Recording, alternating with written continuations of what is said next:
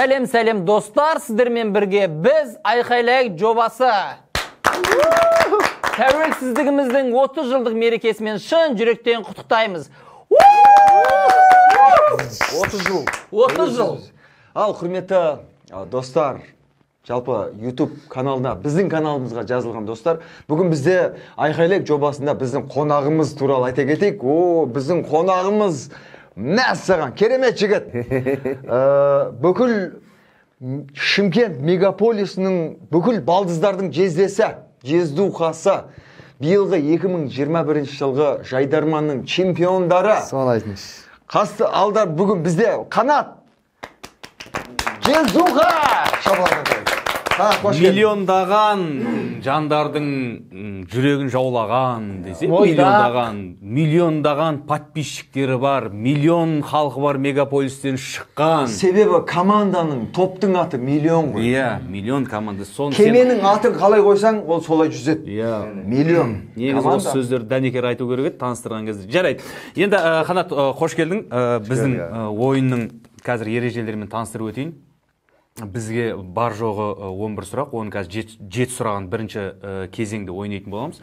Ереже мынау, біз бәріміздің құлағымызда наушник болады. Құлаққап, қазақша сөйлейік, құлаққап. Құлаққап болады. Сен сұрақты аласың, оқисың. Егерде жауабын берсең, бізге жауабын түсіндіресің. Түсіндің ғой, егерде жауабын білмесең, сұрақты түсіндіресің. Мысалға Қазақстанның астанасы қандай қала десе, Нұр-Сұлтан десе, сен бірден Нұр-Сұлтанды түсіндіре беруің керек та бізге.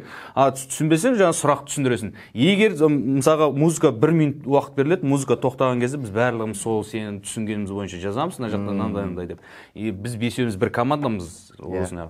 Сөйтіп көрсетеміз, егер де бесеумізге де бірдей болатын болса, онда бізде сол жеңіс біздікі, бір ұпай, яғни бір ұпай бізде 1 минут беріледі. Әр дұрыс жауапқа. Бәріміздің жауабымыз бір болу керек.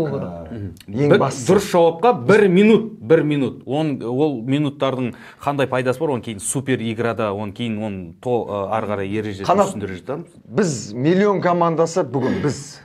Сен капитансың, біз миллион командасымыз. Әр сұрақ, енді бізде дұрыс жауапқа енді миллион теңгеміз жоқ, бізде 100 000 теңге. Дұрыс жауапқа 100 000 теңге. Құрмет достар, айтпақшы Қанатты әрең дегенде шақырып алдық ше. Миллион болмаса бармайым деді. Біз төменнен бастадық та, бірақ әрең дегенде шақырып алдық. Шақырдық, миллион теңге беріп жүрсіз. Сонда да құрмет көрермендер, Қанат бүгін түгел келген жоқ, мұртын үйінде тастап кетті. Бір ауыз айта кетсеңіз, не үшін мұртыңыз үйге тастап кеттіңіз? Мұрт көбісі айтады, мұрт немен саласың, мен андай мен осындай. Маркермен ба? Мұрты өзімен бірге екен. Бәрекелді. Сонымен қатар құрмет көрермендер, бүгінгі шоудың спонсоры Мейрам Академиясына алғысымызды айтамыз.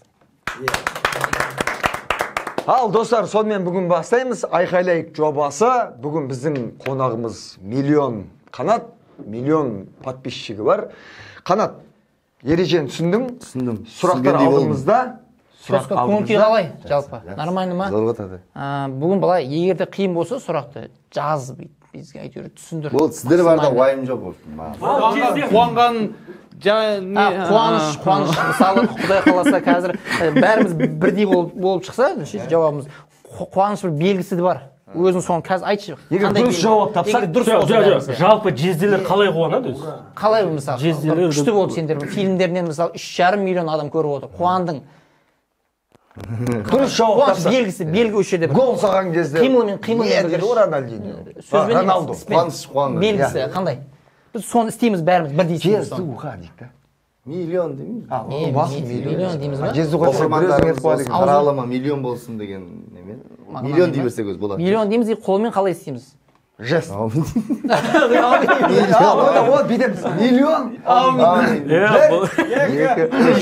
Миллион. Осын көбірек айтайын. Бұл қуанышымыз бізді алысқа апармайтын сияқты. Миллион аумен деген қалай болды? Сәкен, біз бастаймыз. Айқайлайық жобасы. Бүгін бізде қонақта миллион Қанат. Бірінші сұраққа біз көшеміз. Бастаймыз. Құлаққап тағамыз ғой.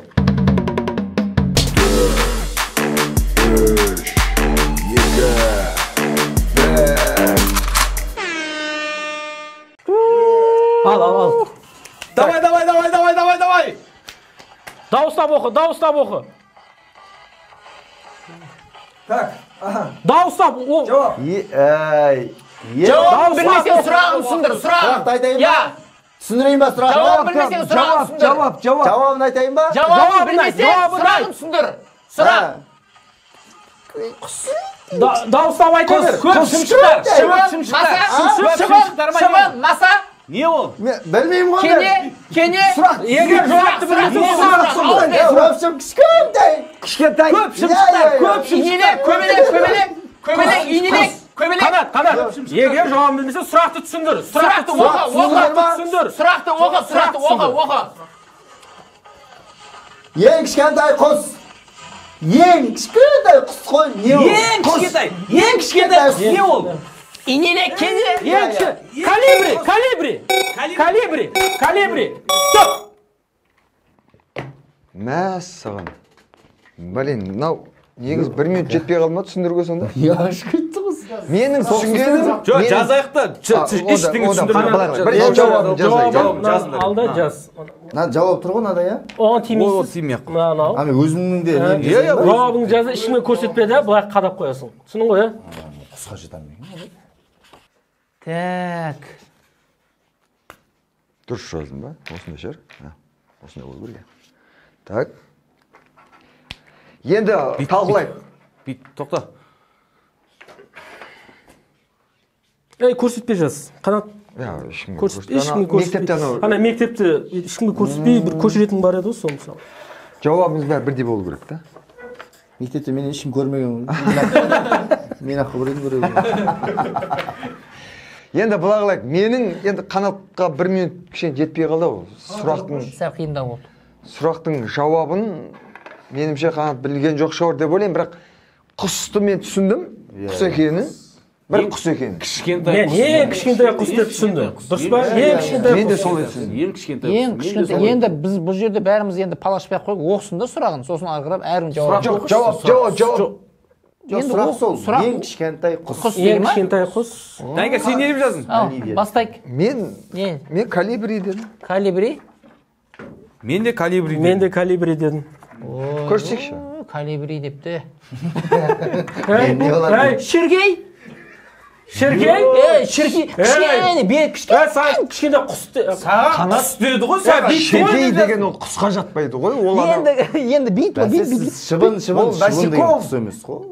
Енді жоқ демейсің ба? Шіркей деген насеком ол анандай. Маса. Олар жәндік сондай. Енді мынау Сен не деп құс жаздың? қой мынау. Жоқ, сонда сен Менікі де мәз емес. құрметті достар, Қанат шіркей депті да. Жоқ, енді кішкентай кішкентай құс. Шіркей. Мен құс деп, мен құс деп, мен. Сен өзің шіркейсің. Атымызға затымыз сай болмай тұр ғой. Қалай? Сен не дедің ға? Атымыз қанат болғаннан кейін қанаты бар нәрсені бәрін білуіміз керек. Так. Көрсетейін ба? Иә. Күлмеңіздер. Не болды? Біздің ауылда екі шақ құс бар өзі. Сұрақты оқышы мақұл. Сұрақты оқышы, жарайды. Сұрақ шіркей болатын болса ше, Қанат мен ше. Бетіне сөзім бар, или аяғынан сөзім бар. Ең кішкентай құс деп Енді тұр. ашыңыз. Соны Жауап оқу керек берші, еді да. Оқу керек еді да, қайтып сұрағын оқу керек еді. Мен біліп қоярым. Калибри дейді ма сіздер тұрсың? Е-мая. Ондай құс бар ма?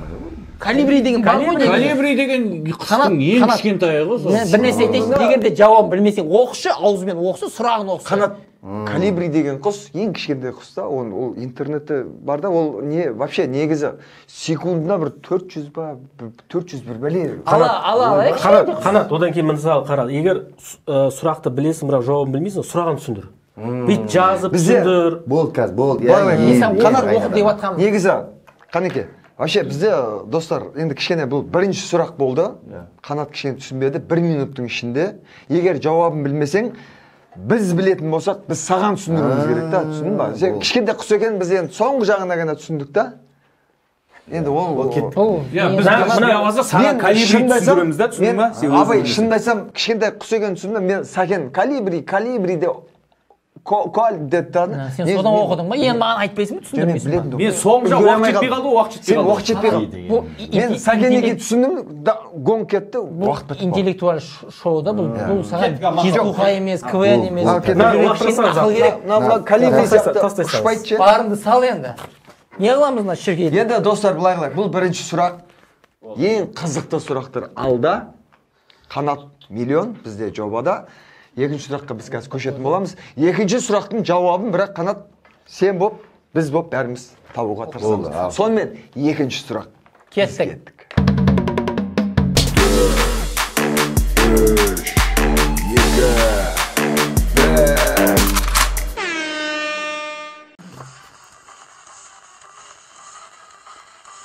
Ей, Кәдімгі 30 секунд оқыды ғой кәдімгі сұрақты. 30 секунд. босай Қанат! Жауабын білмеді сұрақ. Жездеміздің қайнатасының әйелінің сіңілісінің баласы. Сұрақ. Маған Давай, кім? уақыт кетіп жатыр. Жездеміздің жездемі ма? Жезде. Сен мұрт па? Әйелім бар, әйелім. Қатының. Оның әкесі бар ғой, әкесі. Әкесі. Сонда не? Әкесінің әкесі. Қайната. Ой, бәлә. Ене. Жоқ, қатынның әкесі. Жоқ. Сұрақты оқсай. Жездемнің Жоқ, сенің қайнатасының әйелінің сіңілісі баласы кім маған? Қайнысы. Стоп. Өте Оқи жасай болды сұрақ. мимикамен емес. Болды. Сұрақты оқсай енді. Болды. Жазыңдар. Не жазамыз? Мен іштеге түсінгенде. Жоқ, жездемнің Мен жездемнің әпшепсінің Жоқ, тыңда, жазсай болды ғой. Мен түсіндім. түсіндің ба? Мен түсіндім. Мен былай деп түсіндім, білмеймін. Мен де сәл түсінген сияқтымын. Мен енді ойымды айтып өтейінші, бұның айтуы менің ойымша битті. Жезде... Тоқтаса енді жазсын да. Кім? Өз жауап, өз сұрақ. Жала берсін бұр, жаза берсін. Ешкім көрсетпей Қанат ана. Бұл битіп айтты, жездемнің. Иә. Мен вообще бір сөзім түсінген. Жездем енесінің, яғни бұның мамасы. Соның баласын кім болады деді ма сондай? Менің бір түсінген, мен мұртты көрсетті, жезденің ожақ бұжағы екен деп түсіндім. Білмеймін, не болады. Мен бірақ примерно... Қайнатамның енесінің баласы деді ма? Иә, сондай. Сондай бір нәрсесі. Осының інісі, или өзі, или баласы. Жауап не деп жазды? Қанат. Жоқ, мен түсінем, по-моему, ағасы бұның. Аға дедім ба? Аға, мен білмеймін нағып екен, мен балдыз дедім. Мен жезденің ожақ бұжағы болғаннан кейін балдыз деп жаздым. Мен былай түсіндім. Мысалға, менің қатынымның әкесінің, дедім дұрыс па, әйелінің баласы деді, одан қайным дедім. Мен бөлесі деп түсіндім. Не үшін? Не үшін бөле? Мамасының сіңілісінің баласы деп түсіндім. Жездемнің қайнатасы болып тұр ғой. Сұрақты оқшы. Жоқ, қоятыр, Қанат жауабын айтайын саған. Сен жауабын Ревностьке дұрыс болады екен онда. Сұрақты оқшы. Негізі нағашы деп жазу керек. Сұрақты оқсыншы. Жоқ, сен жауабын айтшы. Сен Жауабын айтады. Жауабын көрсет. Не бұл? құда бала. Құда бала. Сен ше Қанат, Аға кәдімгі, мен өзі ағасын айтты. Қанат тәтемге дұрыс болатын сияқты. Аға міне. Сұрақты оқып берші. Аға, Жездемнің қайнатасының әйелінің әкесінің өз мамашым болып тұр ғой мен, әйелінің сіңілісінің әпшең. Бөле ол. баласы Бөле. Бөле ғой. Жауабын көрейікші. Базеке? Можно меня взять крупным планом? Можно, нет? Ой, немене әлдәңді болса, отылып отыр ғой бәрібірде. бөлек. Жоқ, айтпайсың ба? Все равно приятно. Андай екен, мен миым ашып қалды да. Мен же сұрақты мен дұрыс жеткіземін. Әйтпесе бөлен өз білгенде бөле дей салатын. Иә, сөйте салатын. Мен миым ашып кетті ана жерде. Мынау жездемнің қайнатасы. Кім? Жездемнің қайнатасы. Мен былай қылайықшы, өтініш. Мен бір айқайлайық жобасына, мен ұйымдастырушыларына бір немді айтайыншы. Сұрақты дұрыстап қойсаңдаршы. Не сұрақ мынау? Нормальный сұрақ қойсаңдар. Нормальный сұрақ қойған, нормальный. Жақсы, өте әдемі сұрақ қойған. Енді бұлар қиындау отырып түсіндіру. Қанеге? Болды. Шынымды айтсам, мен науға тұрдым. Жігіттер, шынымды айтайын. Өз-өзіңе келді. Дәл тиді. Бүгін миллион аумин деп айтамыз ба? Аумин болмай тұр пока. Ұтылудың белгісін айтпадың ғой? Ұтылудың белгісі қандай? Бірінші этап, бірінші бөлім. Қанат, бірінші бөлім, бірінші этап бізде 7 сұрақтан тұрады. 7 сұрақтың 2 сұрағына біз жауап бере алмадық. Енді кезек. Түсінген жоқ. Бізде мынандай да болған. 5 сұраққа жауап бере ма, 2 сұраққа жауап беріп, 2 минут не супер игрантот. Жоқ, сендер басты нәрсені айтпадыңдар ғой. Қанат әр дұрыс жауап 100 мың теңге, мүмкін осыдан кейін дұрыстау ойнайтын шығарсыз. Айттыңдар ма? Айтылды 100 мың теңге болған. Миллион емес, 100 Ол болмайды екен. Әрең дегенде шақырды. Бәсі жүр. Бір сұрақ 1 миллион емес. Бір нәрсе бар, бұл бойдақ қой. Сыртта машина бір қыз отыр қазір. Болды, давай, кеттік. Динара! Так, бізде айқайлайық жобасы. Жүн шайын дайын отырсыз. Айқайлайық жобасы. Бізде Сізді айқайлайыңыздар ма? кезекте қат позор болып жатыр бізде. Болды. Сен позор болсын бізде. Болды, білем. Так, бүйтеміз 3-ші сұраққа, бірақ 3-ші сұраққа қазір жауап береміз біз. Кеттік, бізде. Құрмет көрермендер, бүгін осы шоуды түсіріп жатқан Prime студиясына алғысымызды айтамыз. Есіме шығып кетті айтамын. Prime студиясы. Prime студиясы. Рахмет сізге. Ең мықты студия. 3-ші сұраққа көшеміз. Құлаққа киеміз, наушник киеміз. 3-ші сұрақ бізде.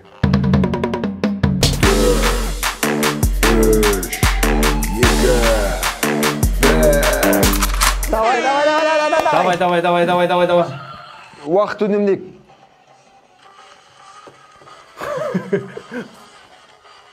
Дүние жүзіндегі ең үлкен мемлекет. Көл ма? Теңіз. Астанасы. Астана бар ғой, Астана ше. Бәйтерек. Астана! Бәйтерек. Әлемдегі ең үлкен мемлекеттің Көл бар ма? Астанасы. Астана. Қайсы? Бәйтерек. Астана. Бәйтерек. Астана. Түсінбеді. Глобус. Ойна. Ең үлкен қайсы астанасы? Болды. Әлемдегі дәуел. Астанасы. Астана. Бәйтерек.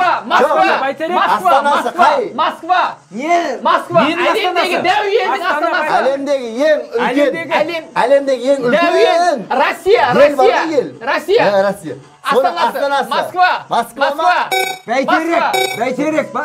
Жоқ. Москва. Мен түсінді, аузымнан түсінді. Түсіндің ғой, иә? Астана деген түсіндім мен. Енді болды ғой өзің. Астана, Бәйтерек деген түсіндіген. Жоқ, үлкен мемлекет пе екен олай? Сол ғой ең де ол. Ойбай, тоқтатамыз болды. Жауап жазамыз. Болды. Ол ойынның несіне шартына сәйкес келмейді.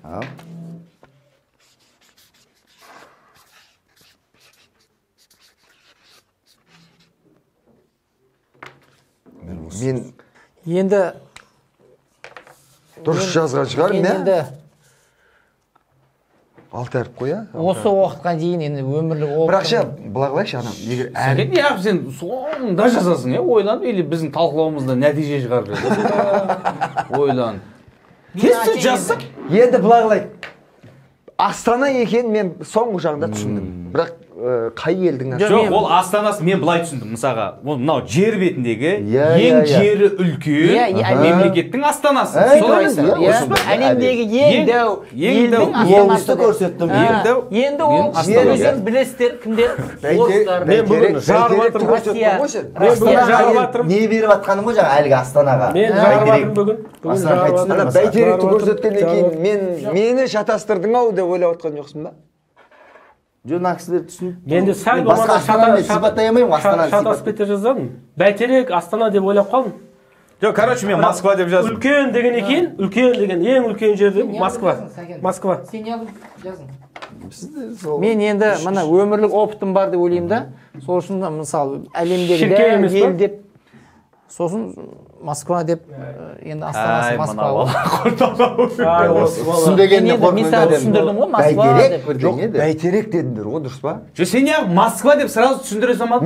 Мен білмей жатыр ғой, ол қаяқтан білсін ол. Мен Бәйтерек дегеннен кейін мен енді Астана деді. Мен де сенімсіз болып тұрмын ғой, мен де сенімсіз.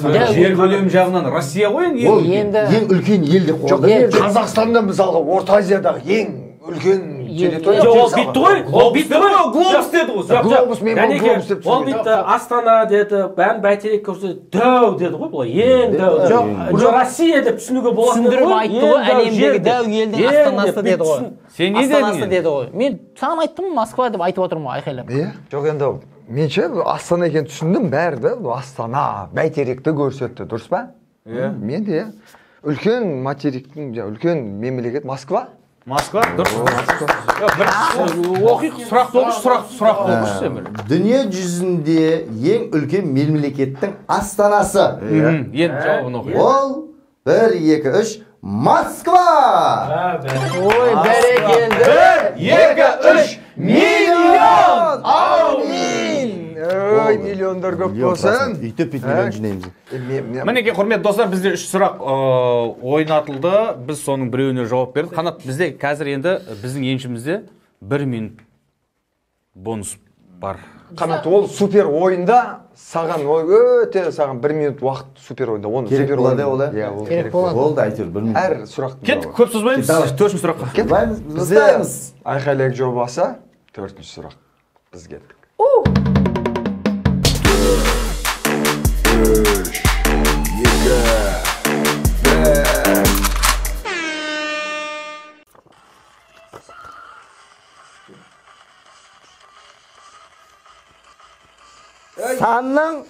санның жүзден бір бөлігі санның Жасы. санның жүзден бір бөлігі санның санның жүзден бір бөлігі санның 1, 2, 3 сан бар ғой сан Ставка. адам саны бар ғой саны Сан? аяқ саны санның жүзден бір бөлігі Ненің 100-ден 1 бөлігі дейді? Санның 3-тен 1 бөлігі. 6, 7, 80, 90, 100 Санның 3-тен 1 бөлігі. 100-ден 1 бөлігі. 100-ден 1 Санның бөлік. 3-тен 1 бөлігі. бөлігі Аяқ па, аяқ? Bir. Қанат, 100-ден 1 бөлік. Bir. Бол, Стоп. Түсінген жоқпын мен. жоқ, мына кісі түсінгендей болды мен. Мен түсіндім. Сабын деген сияқты болды да. Қайындағы сабын? Түсінген адамға тоқталдым. Жауап жазамыз. Одан кейін талқылаймыз. Бірінші жауап жазып алайық, одан кейін талқылаймыз. Сіздер маған мен білмей қалуым мүмкін болып тұр ғой. Жаздың ба? Жаз, Қанат, сен. Қанат, ол сұрақ мына.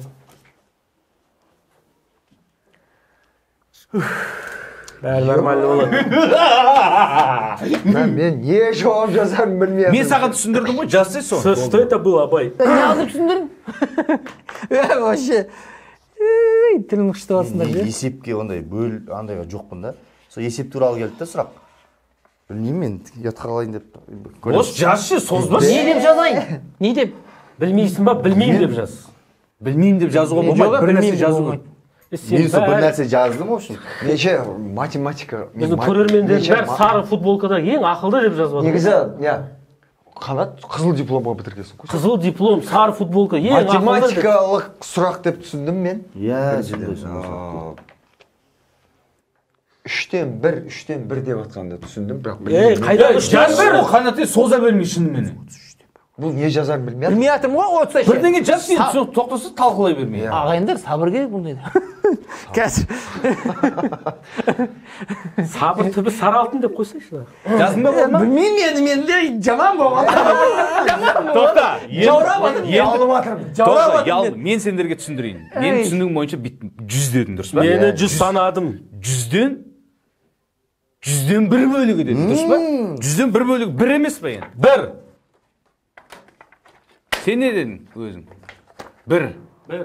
Немене бір Сен не дедің? Бір деген сөз. Мен кәдімгі математика. Сен не дедің? Сен жауап берші. Бұл 30 да деймін шамасы. Менікі дұрыс емес та. Жауап берші мен. Сенікі де дұрыс емес болған. Сенікі де. Бір емес. Тоқта, сонда супер ойынға 1 минутпен барамыз ба сонда? Аш сен. Менікі дұрыс емес. Ашса енді көрейікті. Менікі ше.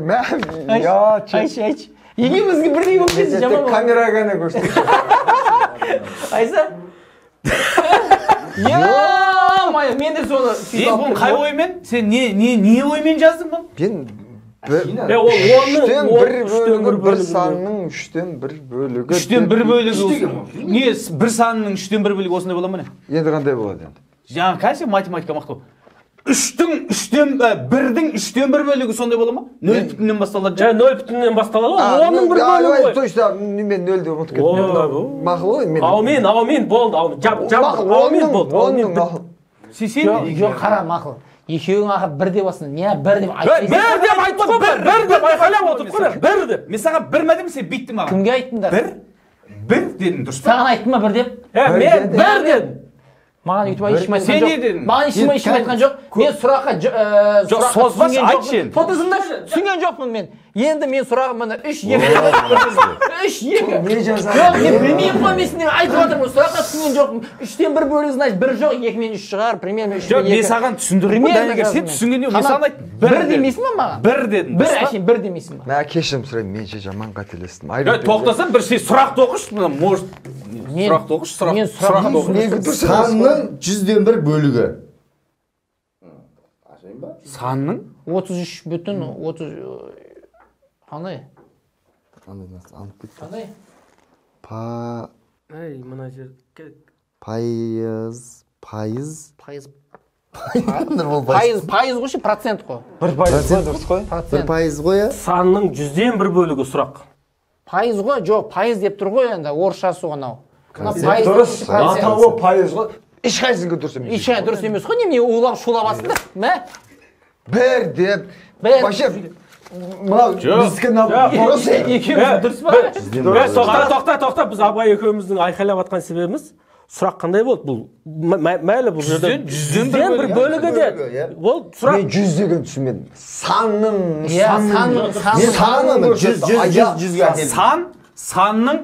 100-ден 1 бөлігі деген. 100 жоқ, мен санын ешін көрсеттім. Мына кісі сабын дегеннен кейін түсіндірейінші дедім да, сан деп. Тобық деп жазып. Санды көрсетсеңде сабын дей береді ғой. Жоқ, енді сабын деп аузың сондай. Санның 100-ден 1 бөлігі не пайыз бола ма сонда? Дұрыс қой енді процент. Жоқ, мен оқырмын. Негізі бір деген дұрыс жауап бірақ. Дұрыс жауап. Дұрыс жауапқа келіп дұрыс. Пайыз. Енді құрметті достар, 1%-ден басталмай ма? комментарий жазыңыздар, кімдікі дұрыс, кімдікі бұрыс. Менікі дұрыс емес. Жоқ, мына арамызда қызыл деп мектеп қызылға бітіріп қызылға бітірген. Ол бұл жерде қатысы жоқ. Бұл жерде егер сұрақты маған дұрыстап айтса, мен айтар едім бір деп. Қателесіп алып қойған. Сендер бұл жерде кінәлі сендерсіңдер, жөндеп түсіндіру керексіңдер. Енді былай қылайық, мен 100 дегенді мен вообще естіген жоқпын. Санның сұрақты түсінген жоқпын. 3-тен 1 бөлік дегендерді бір түсіндім да, но 100 деген. Жарай, былай істейік. Құрметті достар, біздің каналымызға тіркеліңіздер, қоңыраушаны басыңыздар, пікір қалдырыңыздар. Бұл жерде кім мен арамызда қызылға бітіргендер, қызыл дипломға лайық па, соны комментарийде жазып кетіңіздер. Егер де сіздер біздің каналға жазылсаңыздар, келесі видеоны бірінші болып басқалардан да бірінші көретін боласыздар. Жазылыңыздар. Ал қызыл дипломға нақты лайық ол Мейрам Академиясына тағы да бір рет алғысымызды айтамыз. Рахмет. Мен топаспын. Айып етпеңдер, жаза беріңдер. Дәйекер, миы жоқ. Бұлардың тиістіріп отқан халықаралық Қазақ-Түрік университеті. КВН ойнаған деп берген. Еш уақытта ақшаға сатылмайды, құрметті arkadaşlar. Олар кәдімде 5-5, 4-4 қояды. Мен сразу айтайын, құрметті көрермендер, мен сұраққа түсінбедім. Түсінсем, мен Құдайға шүкір қызылмен бітірген. Мені айтып отыр. Ары кеттік. Енді бұл бізде айқайлайық YouTube каналдан айқайлайық деп терсеңіздер біздің айқайлап жатқанымыз көрінеді. Иә, көрінеді. Көп адамдар пікір қалдырып жатыр. Неге білмейсіңдер, оңай сұрақ қойды. Бірақ мынау наушник құлақ қапты киіп, ішінде музыка ойнап жатқаннан кейін біз бір-бірімізді естімейміз. Ең қиын жері сол. Егер де осы жерде болсаңыздар, сіздер де көрер едіңіздер. Бірақ біз келесі сұраққа көшеміз. 5-ші сұрақ. 5-ші сұрақтағы кеттік. 5-ші сұрақ. Кеттік.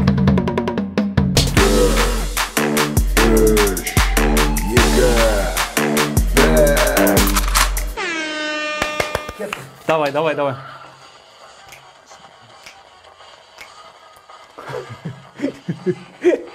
О, әкем. Ей, чип, және... Жауап. Түсініңіз бе? Ауызда мықты түсінесіз ғой? Чип, және... Бізге де түсіндірсеш, бізге де. Не ол? Оқса енді. Делидің досы. Деңіз? Делидің досы Рокки. Қандай жануар? Жануар, Тілі ұзын. Делидің досы. Тілі ұзын. Делидің досы. Гректің сөзі. Грек сөзі. грек сөзі. Қандай Қандай жануар? жануар? Қандай жануар? Дерлидің досы. Не ол? Қандай не ол? Қандай жануар? Қолмен көрсетші, бүйтіп жазып көрсетші. Оқшы. Чип және Джип. Дерлидің досы. Досы да? Досы Рокки. Стоп. Сұрақтар қиындап кеткен ба? Білмеймін отырмын. Не болды? Режиссер настроение шок болды ма? Тоқта. Қандай? Бір нәрсенің досы жануар. Қандай жануар? Бір 21 нәрсенің досы. көшбасшы дегенге қиын сұрақ. Блин.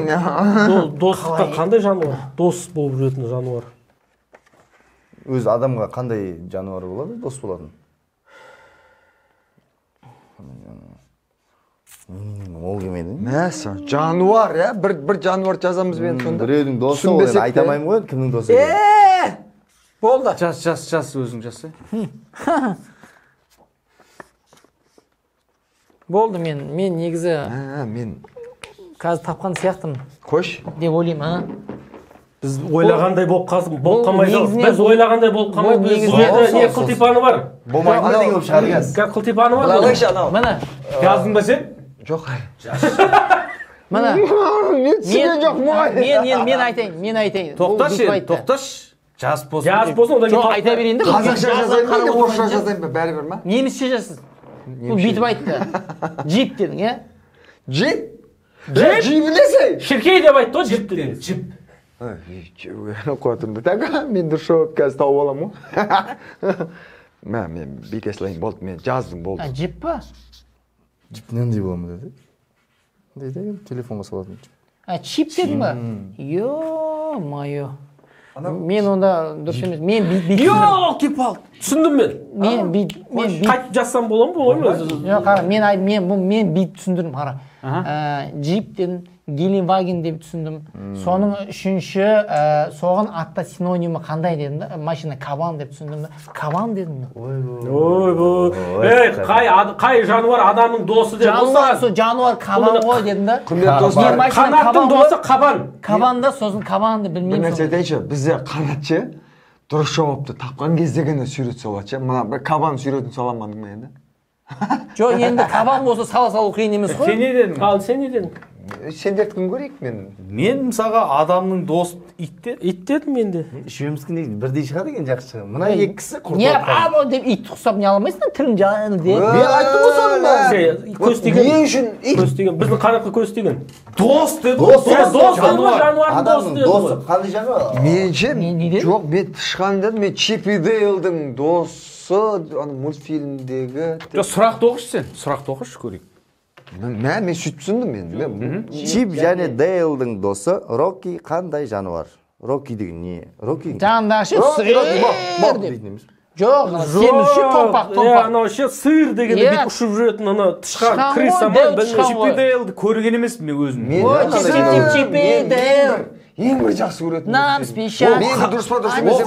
Қазір заманның мультфильмі ма ол? Анау бір Ой, дәуірге терминатор Ол жан көрмеді. көпшілік көрген ба? Көпшілік көрген ба? Баяғы. Мысалы менің атым Қожа деген сияқты. Сен ол кезде кішкене болатын. Баяғыда болатын. Ол жоқ, сен қанат деп ол. Сен оны кінәлі жоқ көрмегенсің. өзінде, Баяғы. Біздің заманымызда болған. Воскресенье күндері сағат 6-да болатын оны. Соған. Мейлі, Ол сұрақ тиісмей. тоқтық қой, жауабын Ол көрейікші. қаланың балдары көрген, ол ауылдың балдары онда Жоқ, мына көрмеген, оны қаланың балдары көрген. Қызылмен бітірген білем ғой тышқансың. Дұрыс сен.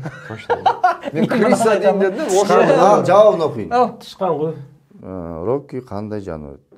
Кәләміш дейді. Кәләміш Криса ғой, иә. Криса. Криса. Мен орысша жазайын, Криса деп жазайын дедім. Біз енді қанат бізге айып жоқ шығар, сен бізге қалай түсіндірдің? Біз сөйтіп жазып Әне, жауап. көрдің ба? Достар, мен тышқан дедім, тышқан кәләміш бәрі бір тип қой, бір Иә. түр ғой деген. Мен енді Чип и Дейл, Рокки деген мен сонда сразу Мен Рокки, мен сұрақты негізі дұрыстап. Құрметті режиссер, біздің келген қонағымыз сәл аясаңыз болады ғой. Енді Бұл қалай былай болды? жалпы мен мультфильм, кино, мен өзім киноманмын, мультфильмнің барын көргім. мен персонаждарды, геройларды атына дейін танимын негізі. Иә. Мен бұл жаңа Роккидің жақсы көретін сиырын білесіңдер ме? Мен айттым ғой. Қандай сиыр? Сиырдың аты не? Сырдың аты бар ма? Бар. Мультфильмде жай ғана сырды Ол көрсетеді. не үшін Рокки екенін білесіңдер ме атын? Ол Рокфор деген сиырды жақсы көреді. Ей, мен Ол кетейік ағалар. Сиыр бар. Кет. Ары қарай кетейік. Болды, мақұл кеттік. Біз Мақтана енді бермейік. 6-шы сұраққа көшеміз, ә? Енді мультик көргендер және мультик көрмегендер болып екіге бөлінейік. Ол Disney негізі мощный еді. Есіме түсіп Иә. Ну енді Қанат ол мультфильмді көрмеген шығар. Ол ностальгия, ол баяғы көрген. біздің Ол кезіміздегі көрмеген. Чип и Дейл.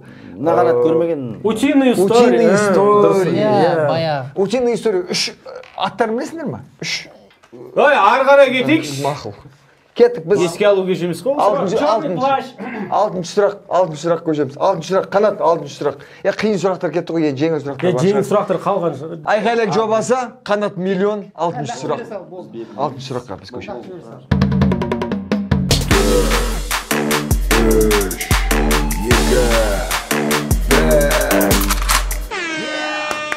Yok bismillah. Yaşang mana. 4-cü Müşel neçe jас deydi? Тұратырlar қазір. Не ол? Сұрақты оғы. Тыныш. Müşel жас бар ғой, Müşel жас. О, 25 деймін мен, 25 деймін. 25. Bir Müşel жас. Bir müşel jaz. 25. Müşel жастан Иә, иә, біреуге иә. бересің. 25. 4-cü Müşel. 4 müşel jaz. Тоқтап. 13, 25. Мүшелі жас, үшіншісі қандай? Мүшелі жас, үшіншісі. 49. 49. 49. 49. 49.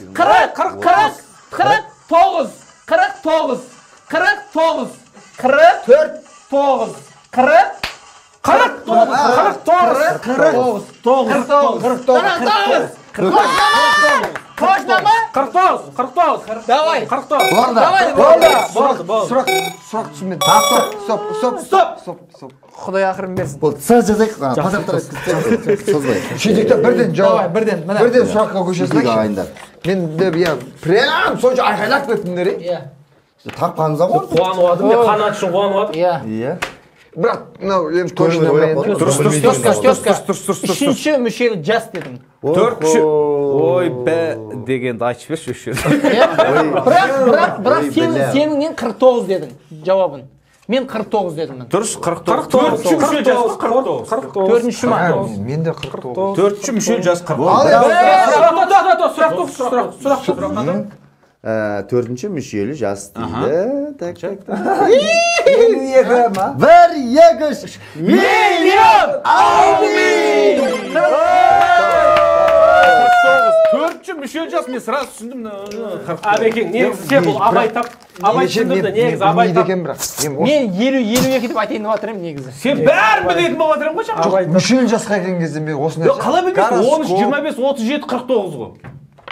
48-ден 49 ғой. Жоқ, бірінші 13-ті ары қарай 12-ден ғой. Одан кейін сондай ма? 13, Мен 25, мысалы 25 жас Müşeli жас дейді ғой ше. Мен үшін мүшел жас 12, 24, 30 қанша 6, 48 сондай да. Жоқ, біріншісі 13 естеріңде болсын. Ары қарай 12. Сондай ма? Білеміз де 49 екен. Bunu tap. 49. Менше мына бүйтейікші. Менше лақтырмайыншы, бүйтіп әдемі қып. Бізде 6 сұрақ, иә? 6 сұрақтан достар 2 таптық. 2 минутымыз бар, иә? 2 минут. 2 минут. 2 минут. Нұрбол ұтып кетті, есінде. 2 Екі сұрақпен, 2 минутпен Нұрбол ұтып кетті.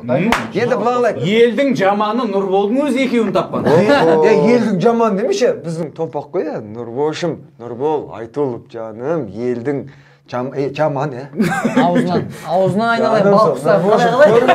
Нұрбол, егер осы біздің бағдарлама көріп отсаң, Нұрбол, мен сені Нұрболдың аузы кішкентай аяқта түсіндірген. Дам түсіндіресің. Бұлай, Қанат, өте керемет. 2 сұраққа жауап бердік. Бізде мына бірінші бөлімнің ең соңғы Сұрағы, осын алсақ 3 минут, ол өте мықты. 7 деген, Қанат 7 деген бізде қазақта білесің, мұсылманша келсең. Біз 7-ші сұраққа жауап береміз, достар. Кет. Айқайлайық, 7-ші сұрақ. 3, 2, 1. Уақыт үнемдейік. UFC-да жеңіске жеткен ең алғашқы қазақстандық қазақ. UFC бар ғой? UFC. Қалқандар тұстайын де UFC. Ең алғаш жеңіске жеткен. Қазақ, ең алғашқы қазақ. Кім? UFC-ге ең алғашқы Дамир Исмагул. UFC-де ең алғаш. Ең бірінші. Жеңіске жеткен. Қазақ кім? UFC. Дамир.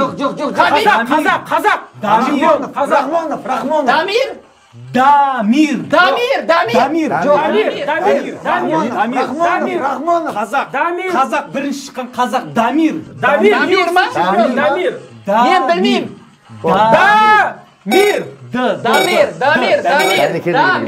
Дамир. Стоп. Болды. Хабиб деп құдайырмыз. Хабиб деп жүрмеңдер, ой. Ай, мыналарың дұрыс емес ау. Мен бірімше пайымдауымша. Абай саған сенім мен. Маған Мен де Абайға сеніп отырмын. Енді бірақ егер дұрыс болмай қалса өздеріңді сөйтіп ойлап отқан шығарсыздар енді былай. мен ол емес деп ойлаймын, өйткені Мен де ол емес деп ойлаймын. Шықты ма не оған? Мен де вообще қазақ шықты ма не? шықты ғой. Шықты ма? Қай бесті? Енді былай қылайық, спортта UFC-де ең алғаш шыққан қазақ, дұрыс па? Ең алғаш шыққан қазақ. Оның жауабын сен қанат білесің ғой, точно білем деп ойлайсың ғой. Білмеймін деді ғой. Білмеймін дейсің ба? Ана ұзын ба? Ұзын. Жоқ. Российский Дамир Исмагулов. Дамир Ол Исмагулов Россияның атынан шығады. Ол қазақ болғанмен ол. Жоқ, кімнің атынан деп тұрған жоқ. Қазақ. Ең алғаш шыққан қазақ Дамир Исмагулов. О, мына Дамир, Дамир. Мен де Дамир деп жаздым да, но астына мен Рахмонов деп ойлаймын деймін. Но Дамир деп жаздым. Оқы сұрақ. Сұрақты жауабын оқыстан көрейік. UFC-де жеңіске жеткен ең алғашқы қазақстандық депті. Қазақ емес па? Ең алғашқы. Қазақстандық. Онда Қазақстандық деп айтпайсың ба енді сол? Ол Рахмон емес жоқ, па? ана ұзын бол жігіт қой я. Кім еді атасы? Именно удушающий мен түсіндім да, удушающий. Өзбекстаннан келген. Дамир Исмагулов мен білем, ол Жалғаш Өзбекстаннан келген Ал, жауабын алшы. Өзбекстаннан ұзын бол келген. Сол Рахман шығар? Шафкат. Шафкат ұзын бол, Шафкат. Рахмонов, Шафкат. Ане. Айтпайсың ма онда? Айтпайсың ма? Рахмон Шафкат деп. Бір дыбысы шықпайды керек кезде ше, керек емес кезде мен соны Дамир деп қоймадым. Дамир болғанда ең алғашқы қазақ Дамир ғой бірақ. Былай қалай Россияның атынан шығады. Жоқ, дұрыс қой, қазақстандық деген жоқ қой маған. Удушающийді көрсетті ғой, Абай. Бұл не сұрақ дұрыс. мойын бүйтті ғой саған. Дәнегер, ол дұрыс емес, Шафкат деп тұрып алмайсың ба? Иә, айтпайсыз ба? Жоқ, дауыс шықпайды. бір рет айтқанда Шафкат дегенде мен Қайта Мен де сол Абай, сен кінәлісің. Дамир. Мен кінәм жоқ, маған айт, ең алғашқы сен қазақ деді. Мен көп нәрсе бірақ үні шықпайды, көп нәрсе білемін, бірақ үні шықпайды. Менің ең жақсы көретін. Жоқ, сен қазақстандық деген жоқсың, қанат, дұрыс па? Соғы қазақ деп ең алғашқы Біздікі қазақ деп айт, ең алғашқы қазақ Дамир. Ол Дамир Исмагулов, иә, біз қазақ қой. Россияның атынан. Жоқ, бұл қазақстандық деген жоқ қой енді. Кешіріңізші. Соны не аман сұрап алған, қазақстандық па деп. Жаным сол, Рахмонов. Шафкат біздің кекемдердің бірақ. Қазағым ғой ол. Шафкат бауырым, айбетпе енді. Тек алға. Я достар, бізде 7 сұрақ ойнатылды. Біз оның екеуіне дұрыс жауап бердік. Бізде 2 минут қана бонус, 200 теңгесімен. Енді қанат, бірінші бөлім аяқталды. Енді супер ойын. Жаңа әр сұраққа біз 1 минут бонус есебінде болады. Қазір бізде 4 сұрақта енді біз саған енді супер игра, супер ойын. Қанат, мен түсіндіріп өтейінші қазір. 2 сұраққа жауап бердік па, бізде сенде еншіңде 2 минут. Соны ескер. Енді тыңда, қара, мынандай. Бізде 4 сұрақ қойылады. Енді сен бізге емес, біз саған. Былай болады, қара. Мысалға, Қазақстанның астанасы деген сұрақ келсе маған, мен саған айта беремін, мысалы айтамын ғой, сен әртүрлі жауаптар айта бересің, мысалы. Жауап айта бер. Ақтөбе, Ташкент, бірдеңе, сен түсінгенің бойынша, әйтеуір бір дұрыс жауап болған кезде жасыл жанады. Жасыл жанса, уже ары қарай кете береміз. Түсіндің бе? Соны біз саған түсіндіріп үлгеруіміз керек 2 минуттың ішінде. Түсіндің ғой? Қай жақтан бастасың? Кімнен бастасың? Сен өзің шеш. Шешші. Былай болмаса бірінші, екінші, үшінші сен шешесің. Аттасынан бастасын. Қанат бастайды, екінші. Қанат, мен ойлап отырмын да. Сен ойлама. Егер де ұтсақ және миллион аумин дейміз. Ұтылсақ бір белгі айтшы. Ұтылсақ білесіздер ғой не екен? Не дейміз? Айтамын өзім. Ұтылмай. Ой, Жоқ, егер таба алмай қалсақ, Иә. Таба алмай қалсақ. Алайым айтпай ой біледі. Ұтылып Ой қалатын. біледі ма? Жоқ, биде қазір мынау супер ойында ұтылып қалатын болсақ, не дейміз? 1 2 3. ой, біле! Деп шығатын есік ана жақта. Иә, шығатын есік қайда қойыңыздар. 4 сұраққа жауап берсек өзің істеп 500 мың теңге, 500 мың теңге. Ана 200 мыңмен қоса 700 мың теңге біздікі болады. Енді Абай тота тұр. Бірінші Қанат, Екінші сен. екінші Абай. Қанаттың айтты. Үшінші кім? Үшінші қайсысың? Жетеміз бе, жетпейміз бе, Құдай қаласа. Қанат, Дәнекер. бір сөз Дәнекер жасыл айта сен бер, жасыл айта бер, тоқтама. Мен соңғы болайын. Үшінші. Сөйтіңіздер, давай. Мен соңғы болайын. Қанаттан Мен деген білдіріп қой мүмкін. Давай, кет. Давай, кеттік. Қанат деген балдар қойсын екен. Қанат қалдырма енді. Саған сенемін. Қанатты білесің қандай болады. Да, бірінші. Онда былайымыз. Құрметті достар, бізде Қанат миллион супер ойын. Бізде 2 минутымыз бар. 2 минуттың ішінде 4 сұрақтың жауабын Қанат миллион қазір табу керек.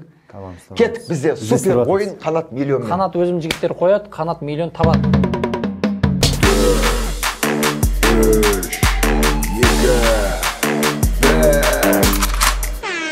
Кеттік, бізде 2 минут. 2 минут. Қанат, 2 минут. Меховая 8-1, яғни Қабдол Қанай және Жандостың әне ақ пакет пен көк пакетте не бар? Не қылдайды? Ақ пакет деген, көк пакет деген не бар? Ақ пакет деген, көк пакет деген бар. Не бар? Астанада бар. Қабдол Жандос, әнші 3 бала. 3 әнші. Жандос, ақ пакет, көк пакет. Ақ пакет, көк пакет. Не бар ішінде? Не бар? Ақ пакет, көк пакет. Ақ пакет деген, көк пакет деген. Қолмен түсіндірсек қандай? Ондай бетіңіздер мен ауызға түсінбей жатырмын. Сарқыт.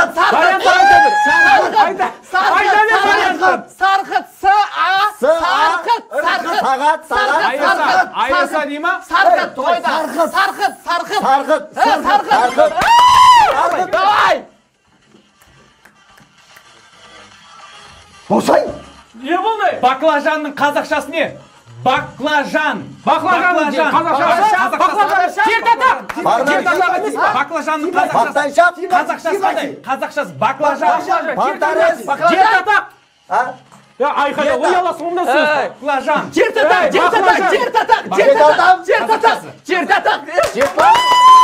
Жамбад ғой, жамбады. Давай, кеде. Жертатақ. Бана. Давай. Улыйды. Улыйды.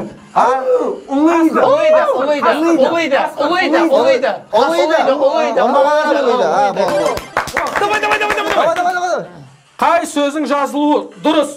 Қай сөзің жазылуы дұрыс?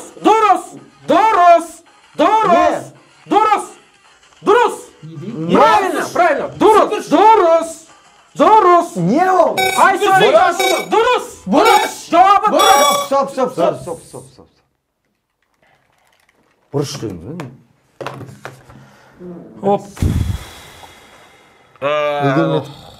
Үлгермей қалды, уақыт жетпей қалды. Деді ғой ма, бір нәрсе деді ғой мына жігіт. Сен сұрағыңды оқышы сәкен сен. Мен команда. Міне мен бірінші Меховая 8-1, яғни Қабдол Қанай және Жандостың әнінде ақ пакет пен көк пакетте не бар дейді. Сарқыт дедің. Сарқыт дұрыс. Екінші сұрақ? Сарқыт. Мен ақ пакет көк пакет мен бірден түсіндім ол сарқыт деген. Біз оны естімедік те түсінбедік те. Менде баклажанның қазақша атауы. Мен сол баклажанға келген кезде ше. Жертатақ. Мен айттым. Шымен жертатақ деймін ма сонда? Бірінші мен бір қатты айқайлы ғой, ұялды ма ана жерде? просто жай айттым. Татақ деп айтып қой алды. Ұялдым. Негізі татақ деп айтуға болмайды ғой. Жоқ, алдында жер бар ғой, оны айтпай қой, жер деді. Жер деген не кейін? Айттым, бірақ менікі ше, бірақ өте оңай ше, қасқырды қанша, мен ше басында ше, орман деп қойдым, сөйтсем мына қасқырды қанша асырасаң да орманға қарап не істейді екен ғой.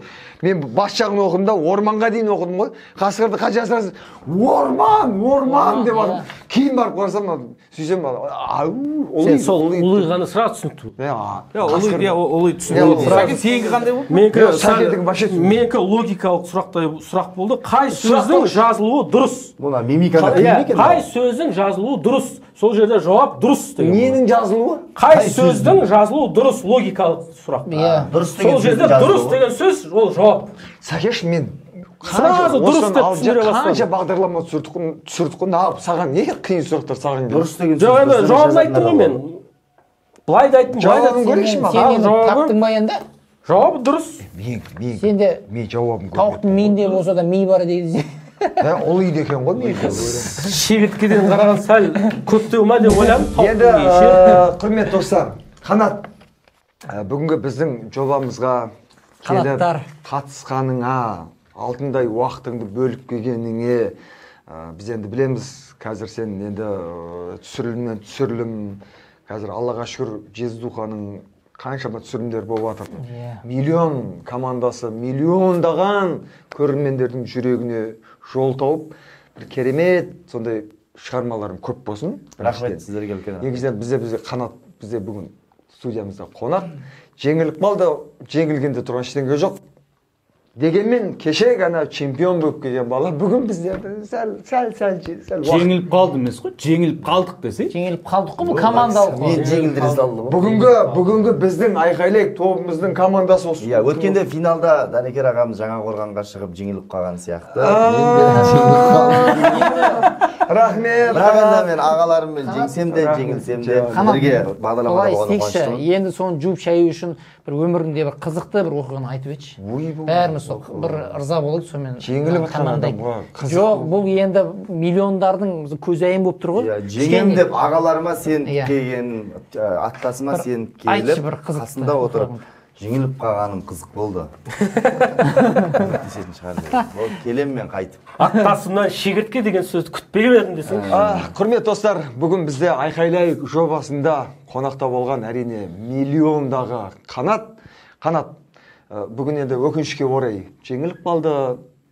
Егер жеңгенде қанша? Жеңгенде супер играда 500 мың, алдыңғы екі сұрақта 700 мың теңге ұтады. 700 мың теңге ұтайын деп тұр ма едім? Бірақ өкінішке орай ұтылдым, ақша жоқ, жеңілдім. Енді сен бізге 500 мың теңге бересің.